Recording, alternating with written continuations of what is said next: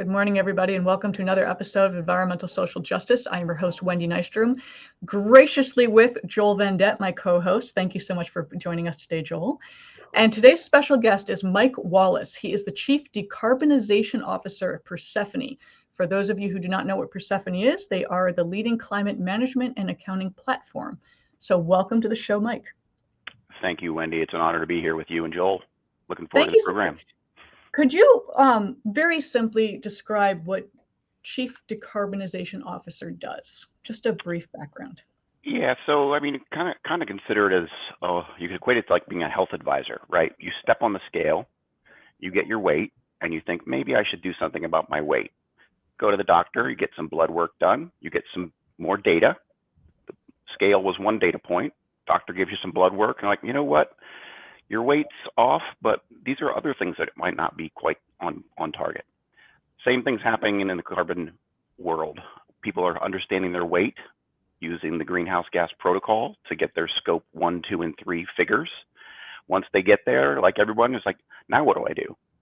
Well, it's the phrase called decarbonization, right? And there's all sorts of levers you can pull to decarbonize, and we can talk about that a little bit later. I was given the title about 6 months ago. CEO here, Kentaro Kawamari, called me up one day. He's like, what do you think about a title Chief Decarbonization Officer? I'm like, well, it doesn't really roll off the tongue that well, but happy to try. You know, I've got a lot of different entrepreneurial stints in my career, have been the leader on various different things. I like new stuff. Looked it up on LinkedIn, as you do, and I found 6 other people in the world with that title if you really went digging, right? Yeah. I talked to 5 of them, and we all do different things, but it's all about decarbonization. Now, you'd mentioned real quick scope 1, 2, and 3. Would you mind explaining that so people understand what that really means?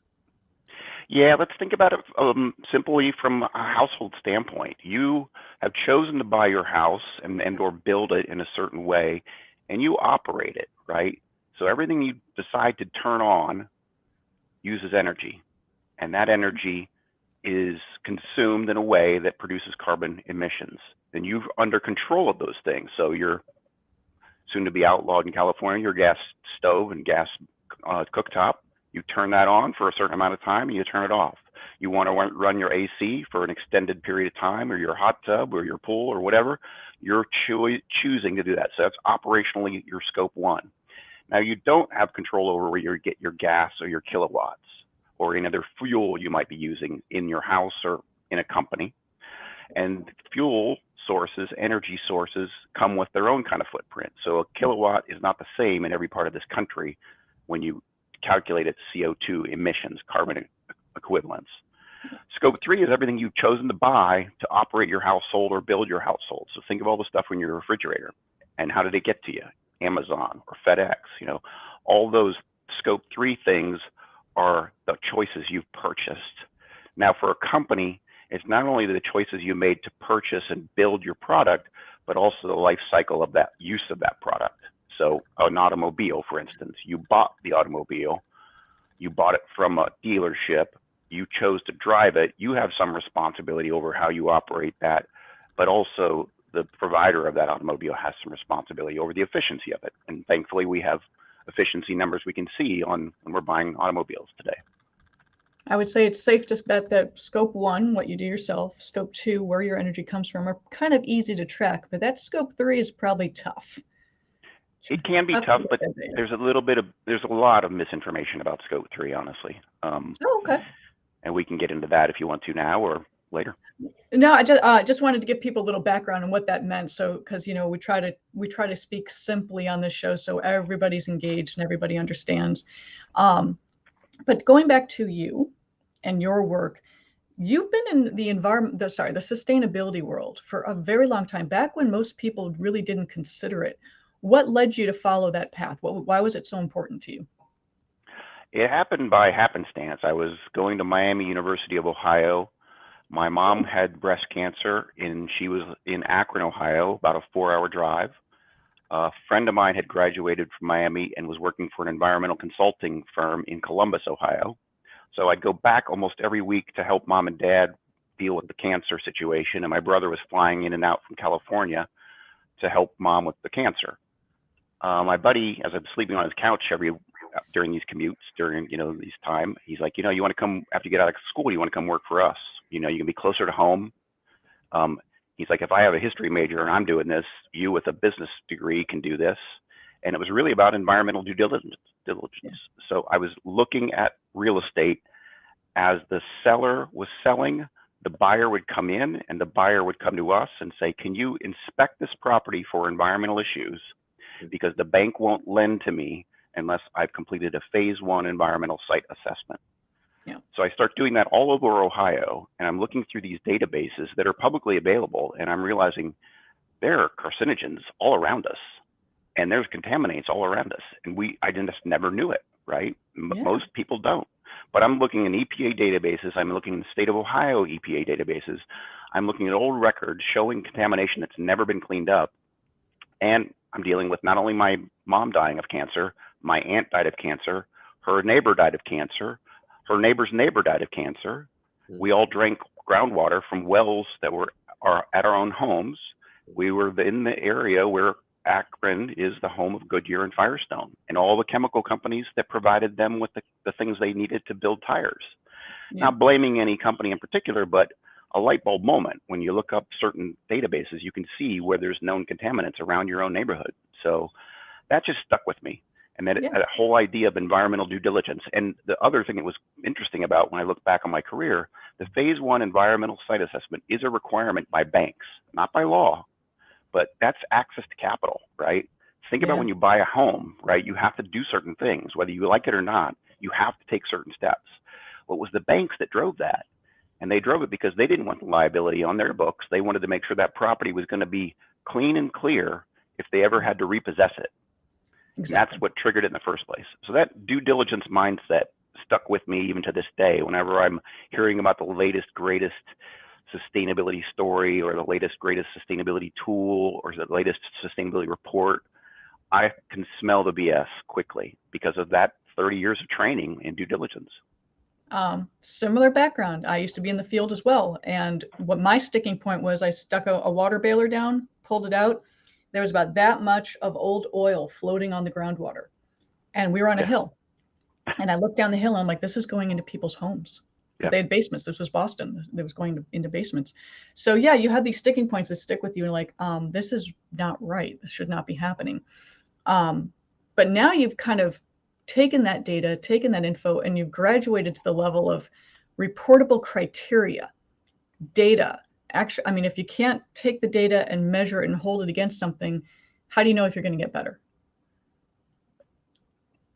Yeah. So, I mean, the evolution of my career led me to more standardized reporting and standards and requirements in our field and in the world.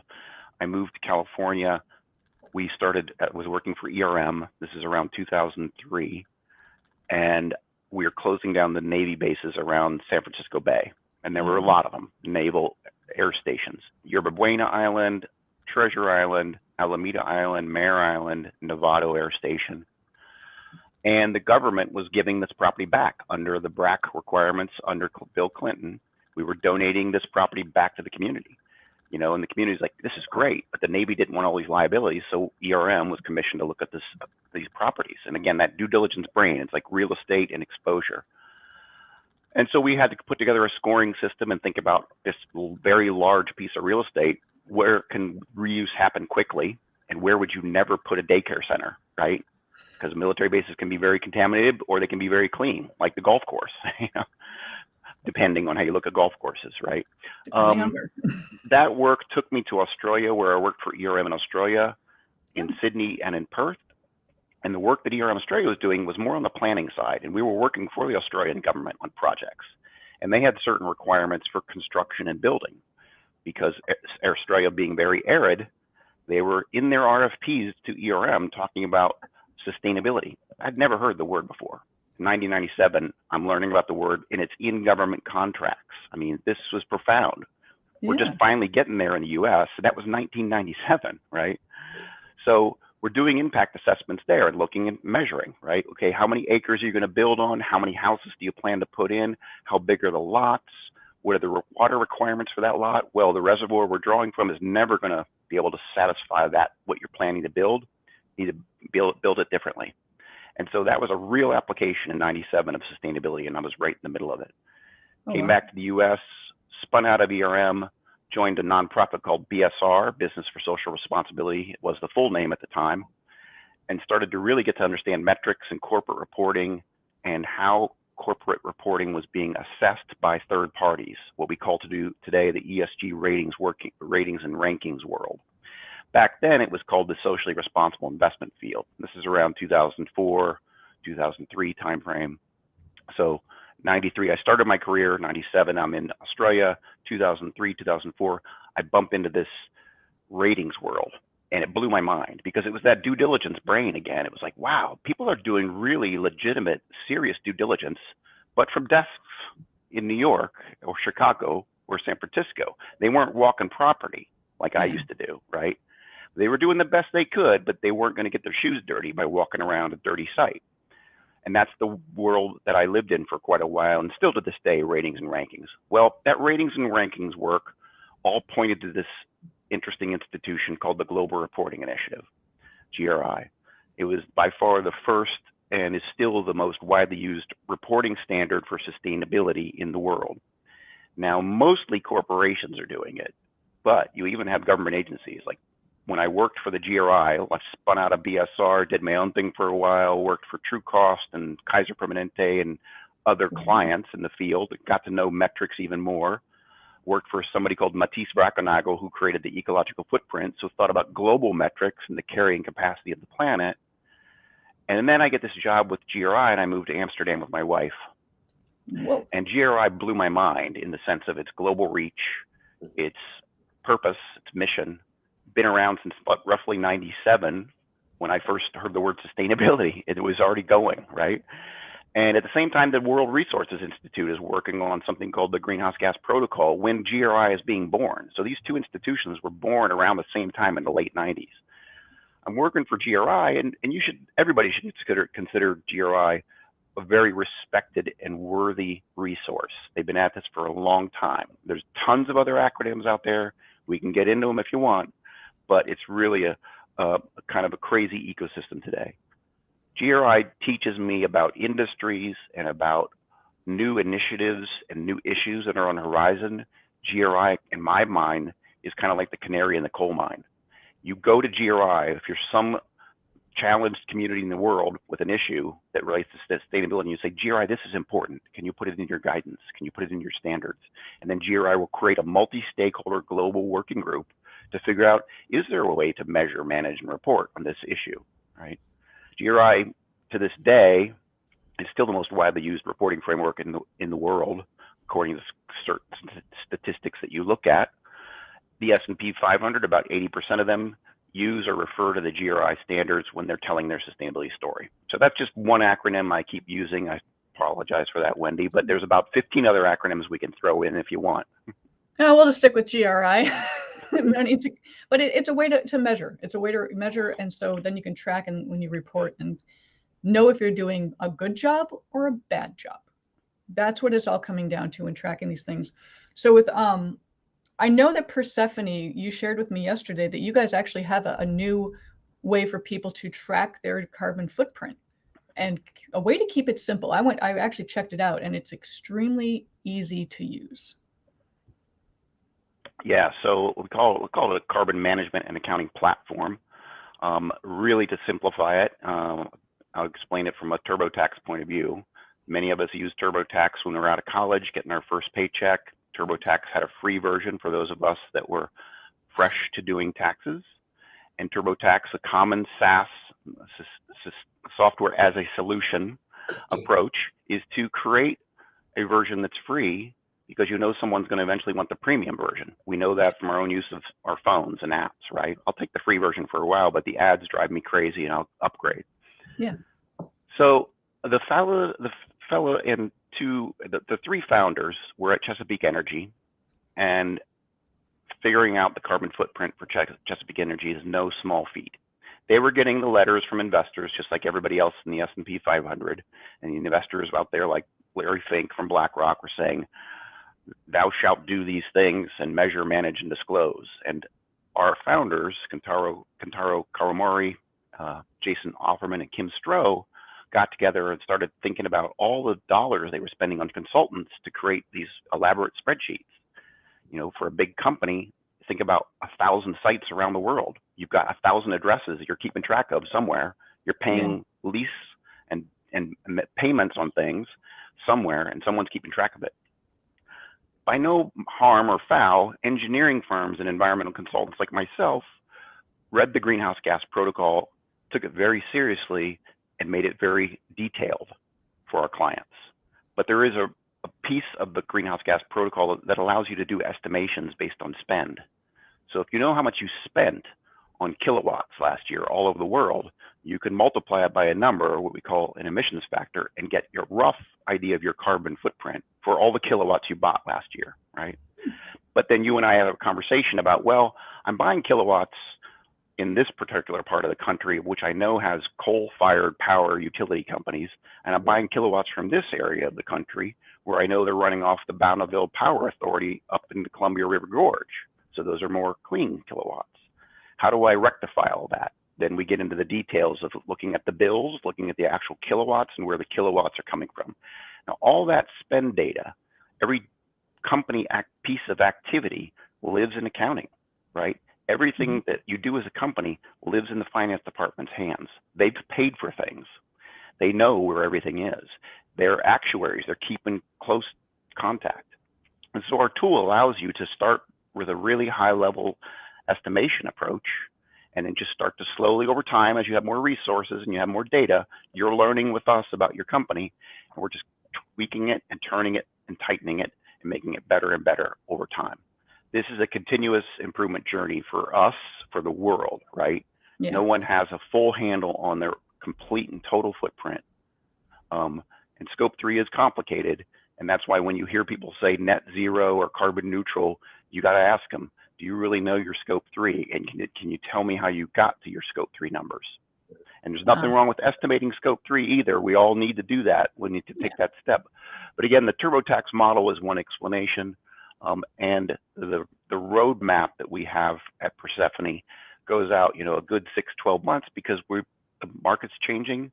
Our customers need more services. They come to us with great ideas about, hey, can you make it do this? Can you make it do that? We're learning from the regulatory developments. We're building new tools to help automate and democratize carbon accounting. Fantastic. Joel, I know I'm dominating this, so please feel free to jump in. I'm trying to digest everything because it's a lot. I guess, you know, my question is like, do you run into the corporations that as they're learning it, they're like, we're going to do something about it, and then they're like, on the back end, like, it's just too expensive to actually make any changes? Yes, all the time. And so the interesting dynamics here. So BSR, when I was there in 2003, 2004, introduced me to the type of person that ran the sustainability program for companies. Right around that same time, the first chief sustainability officer appeared on the planet, that title, right?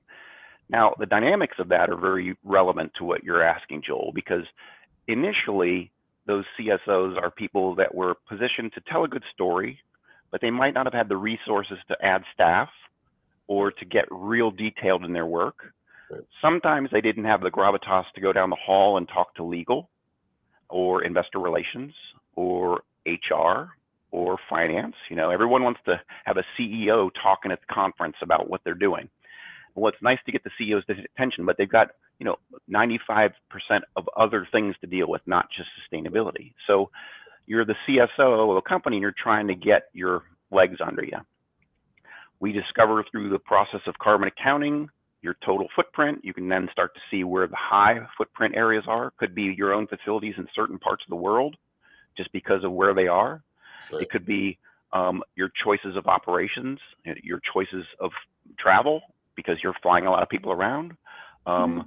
Your operations in general and where they are. It could be the buildings you own versus the buildings you lease, because there's a difference of responsibility, right? So a lot of variables there. And so in this platform, we have something called Net Zero Navigator, and we also have in that a library of decarbonization tactics that you can take, or steps you can take. And so every industry is different. So in the professional services area, the cruise ship area, airline transportation area, there are different things that are low-hanging fruit. And those are pretty commonly known out there. And we've worked with Bain & Co. to help build out this decarbonization library, which they've been building for years.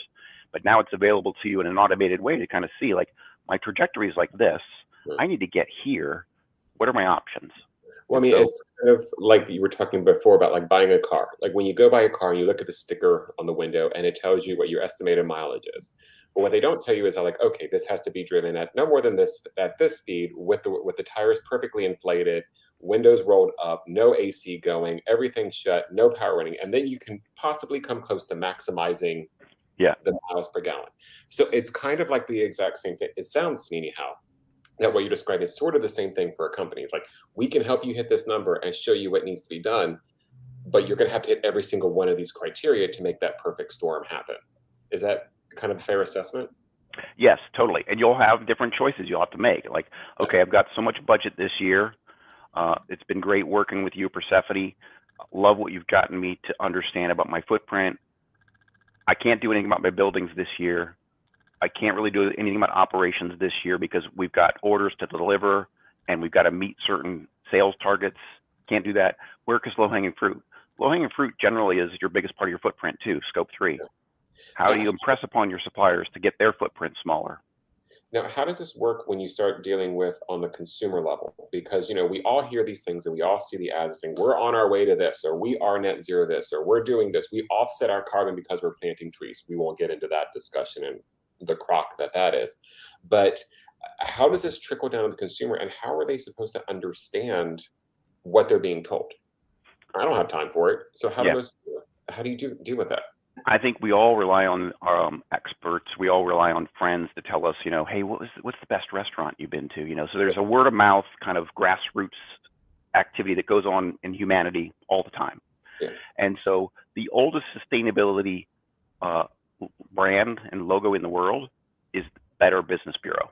And it was created by the New York Stock Exchange way, way, way back in time, right? And it was a way to present trust to the community and say, that's a good company. And with NYSE's brand on that, people trusted it.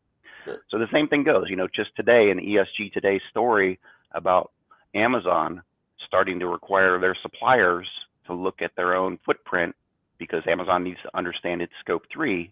Well, if Amazon is doing that, I'm going to have a little bit more faith if one of those suppliers of Amazon makes a public statement about their carbon footprint, because I know they don't want to lose business with Amazon. I know Amazon's going to be looking at it, and I'm going to have even more faith in that company's statements if they've had it third-party verified. So there are entities out there that will put a stamp of approval, like the BBB, Business Bureau stamp, on your climate statements. And you can also go get your climate commitments, you know, looked at by other third-party independent nonprofits too, like the Science Based Targets Initiative will review your submissions and say, yes, this is legit. So there are ways that the consumer can then get there, but you know, the gatekeepers are, for the consumer, it's going to be, the gatekeeper is the provider to that consumer of some good or service, and it's going to be baked in. We won't even really see it unless we really want to dig. It was just so funny because it's such a great marketing point for people, but I mean, mind you, you have to be careful. Like, you know, when you have Breast Cancer Awareness Month, suddenly everything turns pink, and I would probably say a good portion of those things do not actually raise money for anything. But I digress. I'm very skeptical because it's just true. I mean, but it is true. I mean, there's been reports that, like, you know, they just changed the color, but there's actually nothing that has to do with anything. So I guess when you're the consumer, like, what is the marketing behind this to let people know? You know, like, what are the companies going to do to be like, hey, this is what we are doing, but here's the kicker: trust us. Yeah. Well, I think people have become sensitized to it to the point where regulatory authorities are now looking. There are greenwashing laws that are being very strictly enforced, especially in Europe. And those greenwashing laws not only relate to the company themselves and their claims, but to the investors who own shares in those companies. So there's an extra layer of accountability now out there. And there are the big four accounting firms are very actively involved in assuring this kind of information. So just like they put their name on the annual financial reports of major corporations, they're now putting their name on the annual sustainability reports of major corporations. So that should give us a sense of trust. And when you know, things go bad and companies get caught, the industry itself wakes up and says, wow, I got to go look out because my competitor over there got called out on that claim. I got to go talk to that CSO again and make sure that what we're saying is true. And maybe we do get this third-party verification, have a third-party look at our stuff, you know? Good. Okay, fair. No, consumers are getting very active in this. You know, they're actually looking at labels. They're actually following through on claims that are being made with respect to sustainability. Is it true? Is it not true? Having, you know, discussed corporations, is there anything like an individual could do if they wanted to track their carbon footprint or how to decarbonize their home? Since we started talking about your individual home, what can people do other than turn everything off? There are a lot of free tools out there for doing your own household footprint. And you might want to do it beyond carbon. So you might think about the ecological footprint. You know, that's a tool that looks at things compared to the global carrying capacity of the planet. From a carbon level, even the EPA has some free tools. Nonprofits out there have free tools like the Greenhouse Gas Management Institute, World Resources Institute. Most of this country, if you look at your utility bill, you might find a CO2 number somewhere on there or a greenhouse gas number on there. You might more readily find it on the online version of your bill. And you can track your own consumption patterns that way, like an electric vehicle does, or like your solar panels do. You probably have an app that can let you see these things in real time if you want to see them in real time. You can also contact your utility providers, right, and ask them, hey, what's the average household footprint? Because every major utility company in this country is doing their own sustainability program, right? American Electric Power is one of the leading ones in Ohio, red state, traditionally more coal heavy. But if you look up AEP's background and history, Sandy Nessing, the CSO over there, has done an amazing job at making that particular company a leader in sustainability. And so looking at their report, getting into the weeds of their integrated disclosures, how they tied it to their financial statements, incredibly profound. And we should expect that of every other utility in this country, honestly. I do know that some electrical companies will visit your home and show you how to be more energy efficient, more insulation, better sealing of windows. I did want to really quick point out when you've used the word carrying capacity twice, and not everybody may understand that's a scientific term really. I believe the symbol is just a K. It basically means how many resources are available until a system fails. And when I was a student, we talked about wolves and rabbits. And the more rabbits that were out there when they started using up all their resources of eating everything possible, the wolves started to grow too because they were eating the rabbits, and that carrying capacity went down, and then the rabbits went down. So it's just basically peaks and swells of resources available and when something thrives or when it dies off. So talking about the carrying capacity of the earth, it's our peaks and swells of our resources made available to us. And we need to be very cognizant of that. So Mike, before I let you go, anything exciting you guys are working on that you can share with Persefoni? Because you guys, it's a huge firm, doing good things for many years going on now. Anything particular that you're excited about? I'm really excited about insurance, honestly. I know it's very nerdy, but you know, insurance, of going back to those phase 1 environmental site assessment deals, right? The banks were going to lend. If I found trouble, they would go to the insurers who would indemnify the whole deal, right? The insurers are there in the background. We're not a pollution exclusion. Yeah, and so that same thing is starting to come up now, and I'm working on a study with CERES, the international nonprofit organization, as well as who is a place that I used to work. I told you I worked there back in the day. Well, I worked there a second time when they bought a firm I used to work for called Brown Flynn. So I've done 2 stints with in my life, and is now a strategic partner to Persefoni because they're the boots on the ground, right? We do the carbon accounting, but the company needs to decarbonize. You go to So we got this really unique partnership with CERES and ERM's playing the third-party independent researcher on a project that was inspired by the California Insurance Commissioner. The California Insurance Commissioner said to the insurance providers doing business in California, if you want to do business in my state, I want to see your carbon disclosure report and your risks. And that was put into a publicly available database that we can all see. Come to find in this research that insurers are pulling out of the state of California and other states in this country because of the risk related to storms and events, right, and fires. Yet at the same time, insurers are insuring heavy emitting industries to carry on with their projects, and insurers have to keep a certain amount of capital in the markets, and the investments they're making are heavily invested in utilities, fossil fuel, high emitting sectors. So they're pulling away from the high risk areas, but they're creating some of the exact risks that they're shying away from. That study is going to come out next month. Ooh. We're going to have a lot of news about it, because if you just look up insurance stories lately, there's a lot of stuff going on. So that's exciting me. Yeah, I think it was Dave Jones that started up that decarbonization reporting with the Department of Insurance many years ago. And I just need to clarify, I misspoke a little bit. So in the 1980s, pollution exclusions were not on general liability policies. After that, they added the pollution exclusion so you could no longer claim, but then specialty insurance lines started with primarily pollution legal liability. So clarifying my misstatement.